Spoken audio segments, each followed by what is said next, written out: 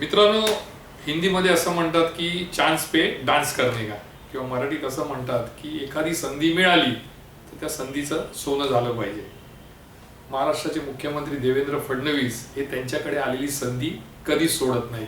म्हणूनच त्यांना महाराष्ट्रातील चाणक्य म्हणून ओळखलं जातं. कोणाला कुठे दाबायचं, कोणाला वर आणायचं, कोणाला खाली न्यायचं, हे सध्या महाराष्ट्रात कोण काम करत असेल तर ते करतात देवेंद्र फडणवीस. मग त्यासाठी सरकारी यंत्रणांचा अगदी भरपूर वापर त्यांच्याकडून केला जातो आणि जे अधिकारी त्यांच्यासाठी काम करतात त्यांना मलईदार खाती मिळतात. हे तुम्ही आजवरच्या सर्व राजकीय प्रवास त्यांचा बघितला तर लक्षात येईल. आता सीडीआर प्रकरण हे फार मोठं गाजत आहे. अंजली दमानिया यांनी सीडीआर बाहेर काढले. खरात यांना कोण कोण फोन करत होतं, खरात यांना कसे फोन जात होते, किती मिनिटं संवाद झाला, आणि त्यानंतर मग असा आरोप झाले. सुषमा अंधारे म्हणाल्या की नाही, अंजली दमानिया यांना एकतर ते सीडीआर मिळाले कुठून, आणि दुसरी गोष्ट काही विरोधकांचा आरोप आहे की याच्या मागे देवेंद्र फडणवीस आहे. मला देखील हेच वाटतं की याच्या मागे देवेंद्र फडणवीस आहे. कारण फडणवीसांची खेळी ही कधीच कळत नाही, शेवटी कळते. एक तर त्यांच्या तोंडून निघतं. जसं त्यांनी असं सांगितलेलं, जेव्हा खरात प्रकरण बाहेर आलं त्यांनी सांगितलं मला 1 महिन्यापूर्वी माहिती होतं आणि मी मग ते सगळे तपास यंत्रणा अगदी चुपचाप मागे लावली, पोलीस, आणि त्याच्यानंतर हे प्रकरण उकरून काढलं. असं देवेंद्र फडणवीस यांनी हे प्रकरण बाहेर येताच सांगितलं. मात्र 2 गोष्टी जर तुम्ही लक्षात घेतल्या की जो फडणवीसांचा नेम होता त्याच्यात जर कोणाचा गेम झाला तर तो एकनाथ शिंदे आणि रुपाली चाकणकर. एकनाथ शिंदेचा गेम एवढ्यासाठी की गेल्या 6 महिन्याचा जर तुम्ही राजकीय प्रवास बघितला शिंदेचा, तर ते वेळोवेळी नाराज असतात, नाराजी व्यक्त करतात. कधी ते एकदम धाडसी निर्णय घेतात आणि तो निर्णय असा असतो की तो मुख्यमंत्र्यांनाही कधी कधी दणका असतो.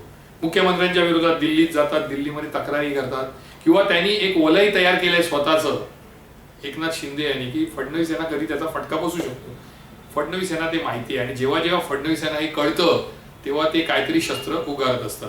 आता तुम्ही बघा, सीडीआर प्रकरण येणं, सीडीआर बाहेर येणं, त्याच्यामध्ये मुख्यमंत्र्यांचं नाव नाही तर उपमुख्यमंत्र्यांचं नाव, म्हणजे कोणाचं तर शिंदेचं. शिंदे काय तर 17 वेळा बोलले, 21 मिनिटं ते बोलले, 21 मिनिटं ते काय बोलले.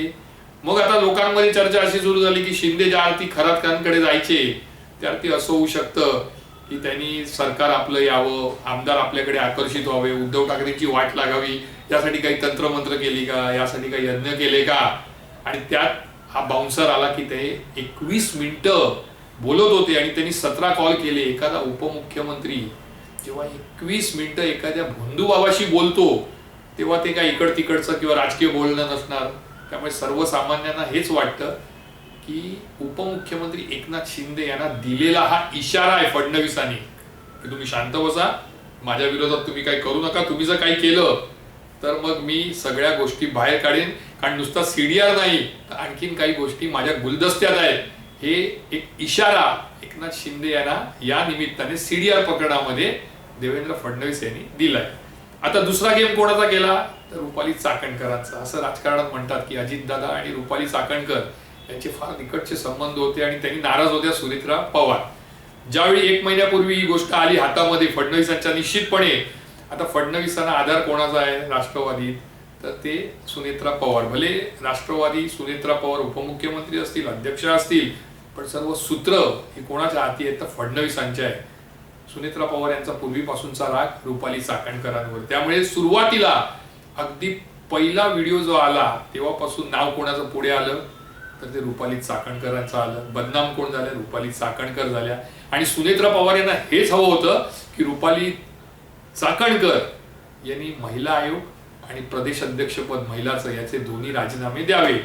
मग असं म्हणतात की सुनेत्रा पवार आणि फडणवीस यांनी जी हातमिळवणी केली त्या हातमिळवणीमध्ये बळी कोणाचा गेला, रुपाली चाकणकरांचा, जो पाहिजे होता सुनेत्रा पवार यांना. त्यामुळे फडणवीस यांनी तिथे देखील गेम केला.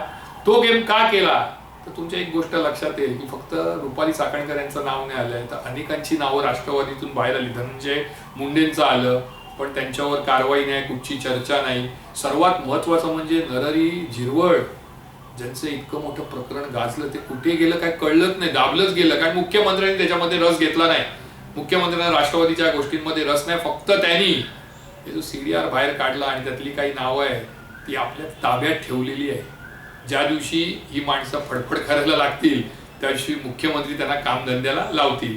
तूर्त तरी याच्यामध्ये 2च बळी गेले.